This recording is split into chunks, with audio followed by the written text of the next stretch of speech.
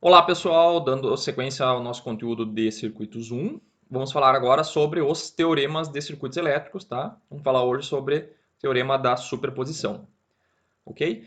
Então, para simplificar a análise de circuitos elétricos mais complexos, né, pessoal, foram desenvolvidos vários teoremas de circuitos elétricos, tá? Então, existem três que são os principais, que são o teorema da superposição, teorema de Thevenin, ou Thevenin, como quiserem, porque é em francês esse nome aqui, tem até um trema no E aqui, e o teorema de Norton. Tá? Então, quando a gente tem circuitos muito complexos, principalmente o pessoal da área de elétrica usa bastante, quando tem, por exemplo, todo o sistema elétrico brasileiro, você quer modelar através de um circuito mais simples, então se usam esses teoremas aqui, teorema de Thevenin, teorema de Norton, e o teorema de superposição, que a gente vai ver agora, é um teorema bastante útil para fazer análise da contribuição de várias fontes no mesmo circuito.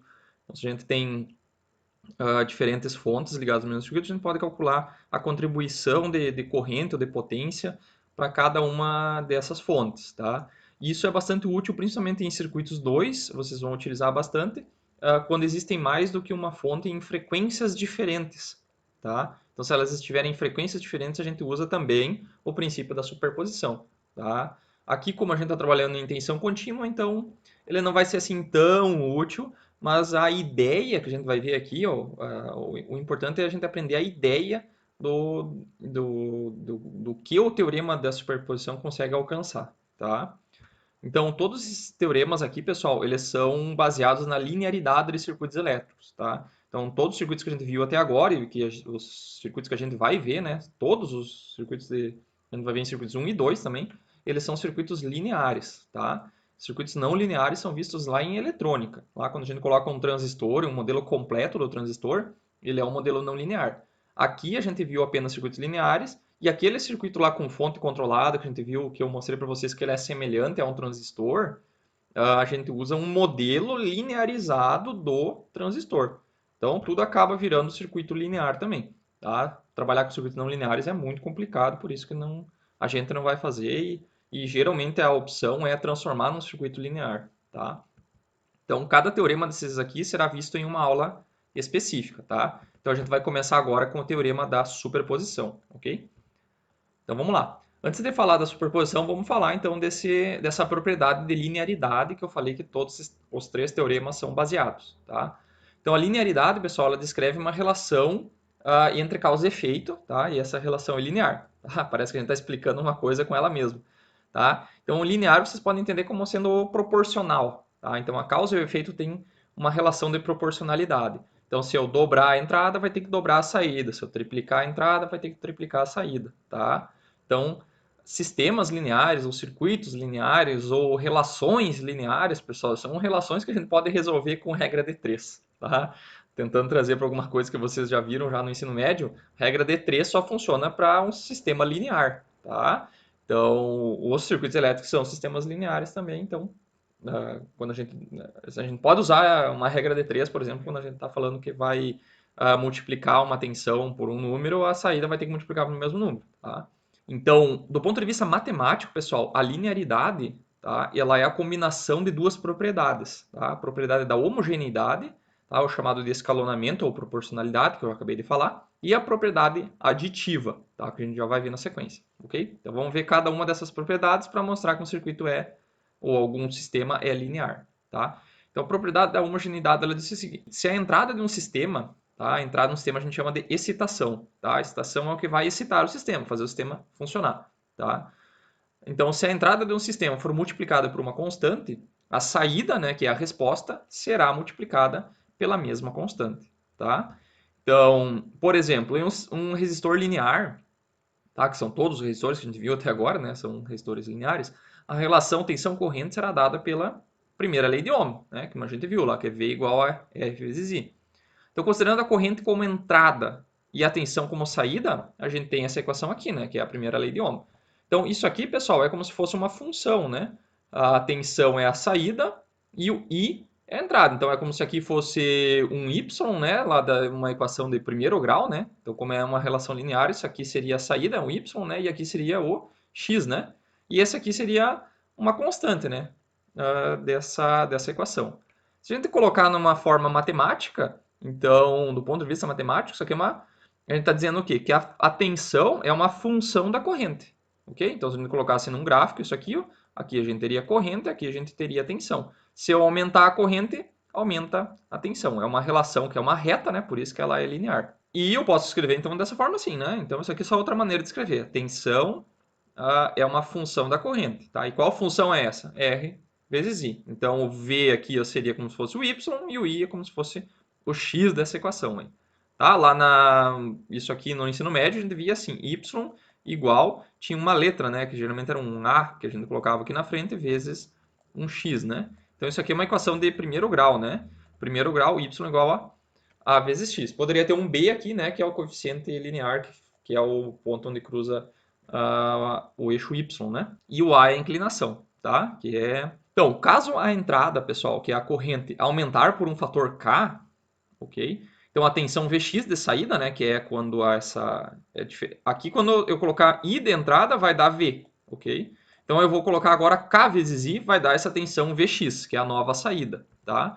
Então, no lugar desse I aqui, ó, pessoal, ó, eu vou colocar uma entrada que é K vezes I, tá? E eu quero ver quanto que vai ser minha nova saída, meu novo Vx, tá? Então, eu só troquei, eu coloquei o K agora para frente, o R para dentro, e aqui apareceu o R vezes I, né? R vezes I, pessoal, é isso aqui, ó, tá? Que é o V de antes, tá? Então, eu só substituir esse R vezes I por V. Então, significa o quê? Que a tensão nova, tá? A nova tensão, ela é K vezes a tensão antiga, que era essa aqui quando entrava só I.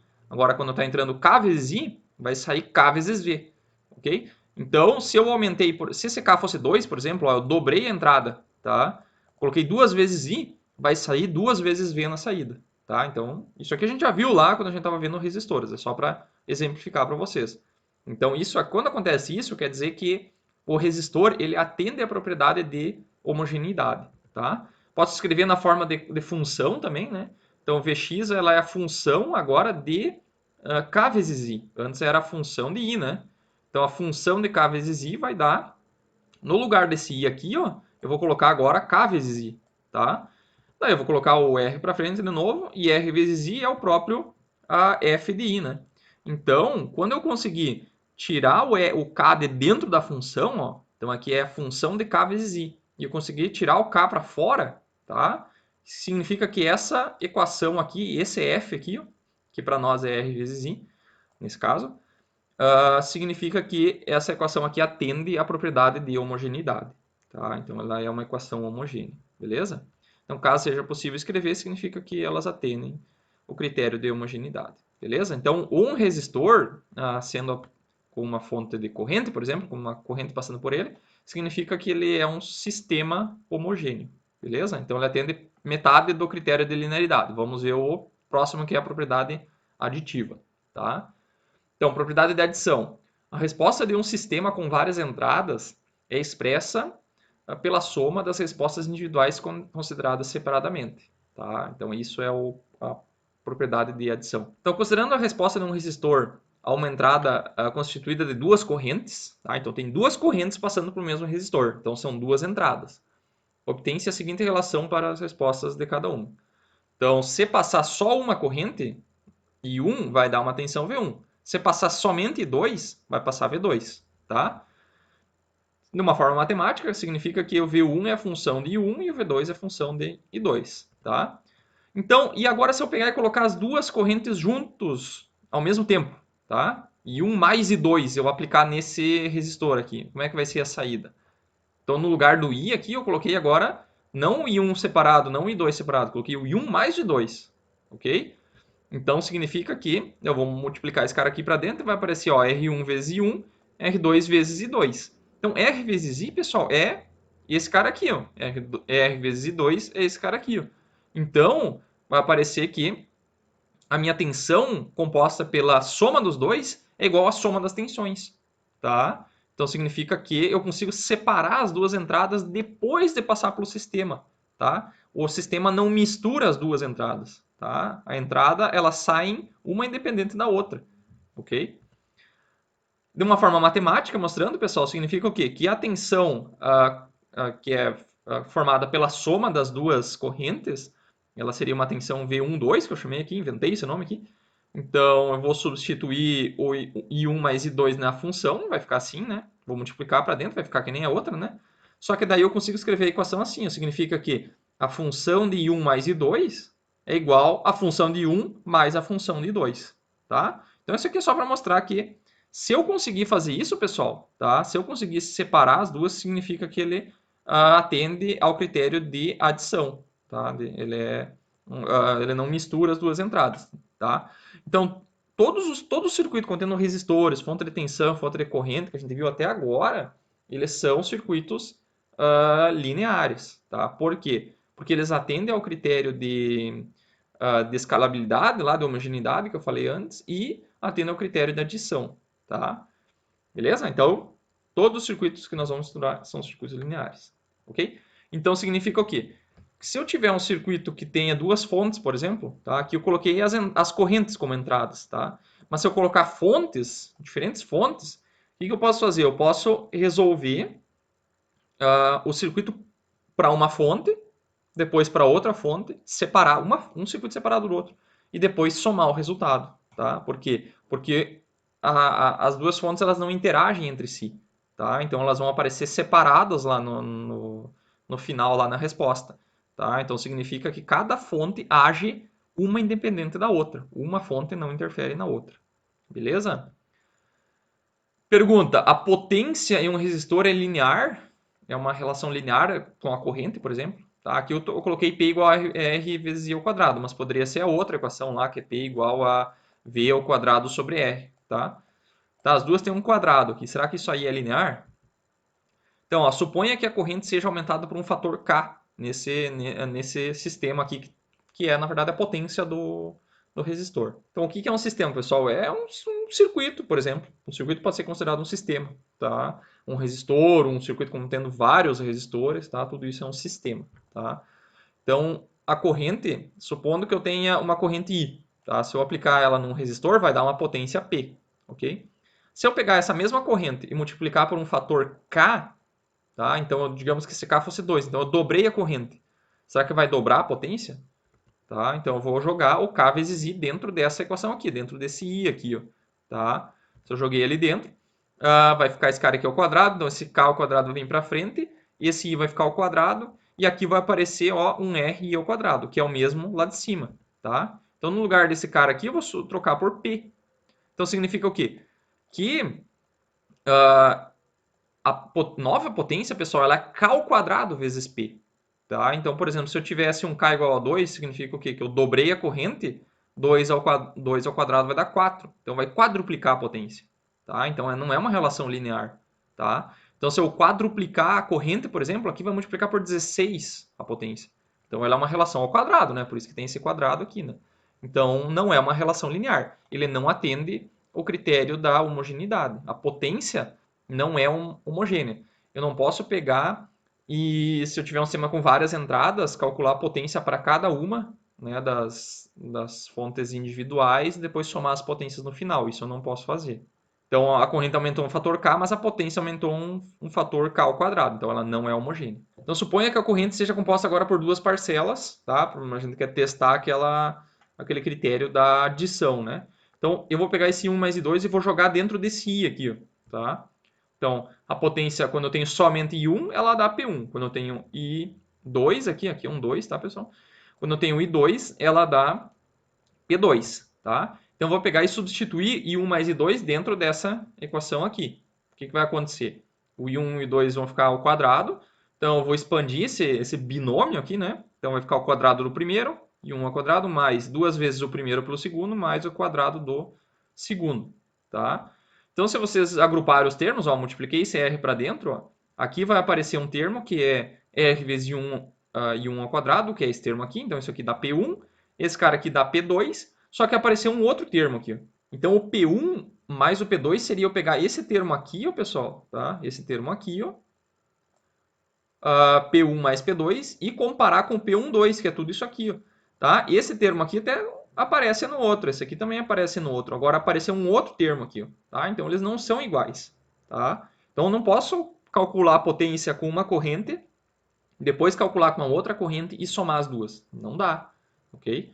Então, não posso pegar e fazer essa mesma relação com as potências. Então, a soma das potências individuais não é igual à potência calculada com a soma das correntes. Não atende à propriedade de adição. Beleza? Então, a potência não é linear em relação à corrente. E também não é linear em relação à tensão. Então, vou mostrar um exemplo aqui, pessoal, de um circuito que é linear, né? A gente já trabalhou com esse tipo de circuito aqui. E o circuito ele possui duas fontes, né? Uma fonte de tensão e uma fonte de corrente. Ou seja, ele tem duas entradas. Tá? Então a entrada é essa corrente e a entrada é essa tensão. E a saída, pessoal, é a tensão Vx. Tá? Então o que eu quero? Eu quero mostrar a contribuição de cada fonte nessa tensão Vx. Ou seja, quanto que essa tensão aqui V influencia na tensão Vx? Quanto que essa corrente interfere naquela tensão Vx? Tá? Então, para isso, a gente vai usar alguma ferramenta que a gente já conhece por enquanto, tá? Para depois mostrar como é que faz por superposição, tá? Então, o que nós vamos fazer? Vamos usar a lei de Kirchhoff das correntes naquele nó Vx aqui, tá? Vamos usar o método dos nós. Por quê? Porque a tensão Vx ela já é uma tensão desse nó aqui, ó, em relação ao 0 volts aqui, que é o GND. Tá? Então, esses dois caras aqui estão em 0 volt, que é a nossa referência. Esse aqui não é um nó, né? Porque está na mesma tensão desse cara aqui. Então, aqui é 0 volt e aqui é 0 volt também. Tá? Então, aqui é a tensão V, aqui esses dois caras aqui estão na mesma tensão, que é a tensão Vx. Quero descobrir quanto que é ela. Tá? Então, vou fazer o quê? Vou atribuir algumas correntes. Essa corrente IR1, tá? E essa corrente IR2, que são as correntes nos resistores. Ok? Então, o que eu vou fazer? Eu vou somar essas correntes. Tá? Eu não coloquei os nomes delas aqui, né? Mas essa corrente IR1 é essa parcela aqui, né? Que ela é a tensão V desse ponto aqui menos Vx sobre 30, né? Que é o nosso R1, que eu nem coloquei valor lá, chamei de R1 mesmo, tá? Então, V menos Vx sobre R1 está entrando nesse nó Vx aqui. Quem mais que está entrando? Essa corrente I, né? Que é dessa fonte de tensão, está entrando naquele nó, tá? E está saindo desse nó a corrente IR2, tá? Que é Vx sobre R2, tá? Poderia botar Vx menos 0 aqui, né? Mas eu não quis botar porque não precisa, não vai influenciar. Então, em cima desse resistor R2, nós temos Vx, ok?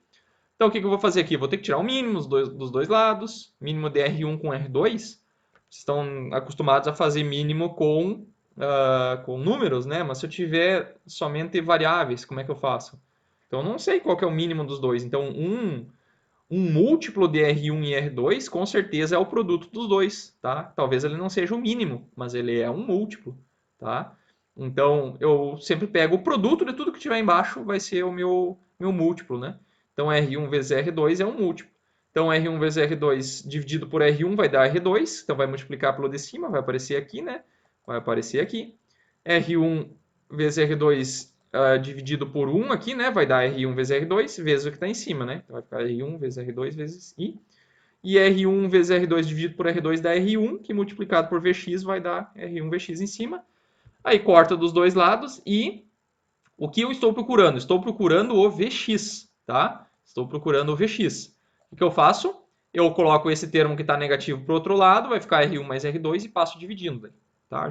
Eu pulei alguns passos aqui, tá, pessoal? Só para ficar mais direto, tá? Então, o que eu fiz? Eu peguei e dividi esse termo aqui, ó, coloquei separado desse termo aqui, ó, desse termo aqui, tá? Então, ficou dois termos separados, tá? Como ele está dividindo os dois, eu posso colocar ele separado, tá? Então, se vocês verem aqui, ó, ficou uma parcela vezes a fonte de tensão, que é o V, e uma parcela aqui, uma constante, né, vezes o I, tá? Então, R2 dividido por R1 mais R2 é um número, tá? É uma constante, tá? Se eu só substituir os valores aqui, vai me dar uma constante, tá? Então, o que eu fiz? Ó, chamei essa parcela aqui ó, de uma constante V, né? Porque está multiplicando a tensão. E esse aqui é uma constante I vezes a corrente, tá? Então, vocês veem que ó, a tensão lá de saída, que é o Vx, pessoal, ele é um número vezes o V e um número vezes a corrente, tá? Todos esses resistores aqui poderiam ser um circuito muito mais complexo. Ele acaba virando só uma constante vezes a tensão e vezes a corrente, tá? Então, isso aqui, pessoal, é como se fosse uma equação, né? Que é Vx é a função da tensão e da corrente, tá? Então, isso aqui é uma equação de duas variáveis, né? Onde a primeira variável é a tensão e a segunda é a corrente, tá? Então, se eu substituir V igual a, digamos, 50 volts, a corrente igual a 20 amperes, substituir nessa equação aqui vai me dar o meu Vx. Tá? Isso aqui virou uma função, tá? Uma função de duas variáveis. Tá? Então, como o circuito é linear, pessoal, tá? O que a gente poderia fazer? Significa o quê? Que isso aqui ó, é a soma de duas entradas, né? De duas variáveis de entrada, ok?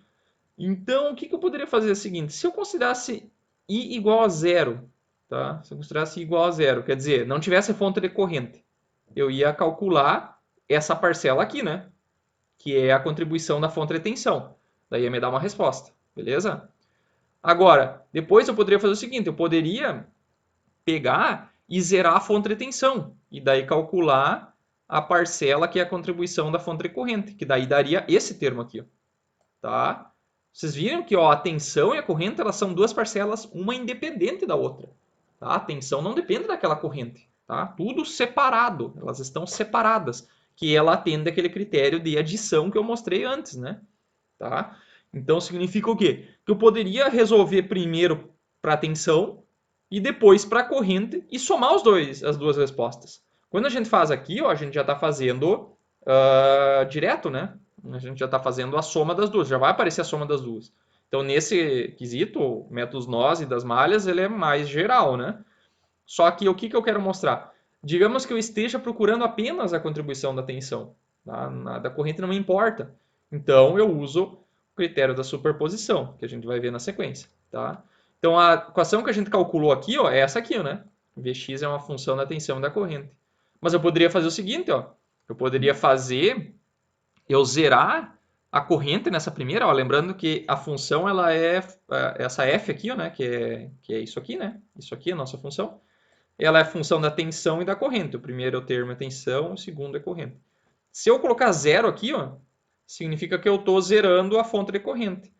O que é zerar a fonte da corrente? É tirar ela do circuito. Tá? Então eu ia tirar uma fonte de corrente com zero, é como se ela não tivesse ali. Então eu zerei a fonte de corrente. Então eu estou resolvendo esse circuito aqui, ó, que é um divisor de tensão, na verdade. Tá? Então ele vai dar esse termo aqui, o que é esse termo aqui, ó, tá? Esse primeiro termo aqui, tá? Daí depois, o que eu faço? Eu zero a fonte de tensão, ó, que é o primeiro termo aqui, e resolvo para a fonte de corrente. Daí vai me dar o segundo termo, esse aqui. Então eu posso resolver um de cada vez, com apenas uma fonte de cada vez, tá?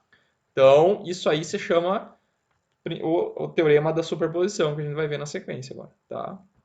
Então, o que é o teorema da superposição, pessoal? O teorema da superposição diz que a tensão ou a corrente em um elemento linear de circuito, ele é a soma das tensões ou correntes, né, se for fonte de tensão e corrente, sobre o elemento devido a cada fonte independente agindo individualmente, tá? Então, fonte dependente são aquelas fontes que não são controladas, né, aquelas fontes normais que a gente viu desde o início, tá? Então, a gente vai pegar e vai usar uma fonte independente de cada vez e calcular o resultado na tensão ou corrente que a gente quiser e depois somar tudo no final, tá?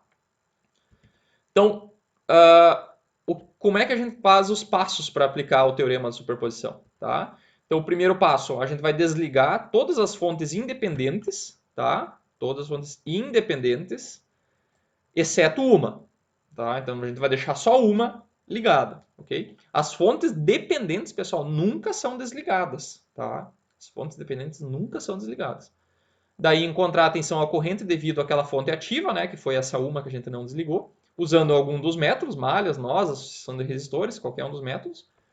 Daí, depois, a gente vai repetir o primeiro passo para cada uma das outras fontes, tá? Deixando apenas uma por vez, ok?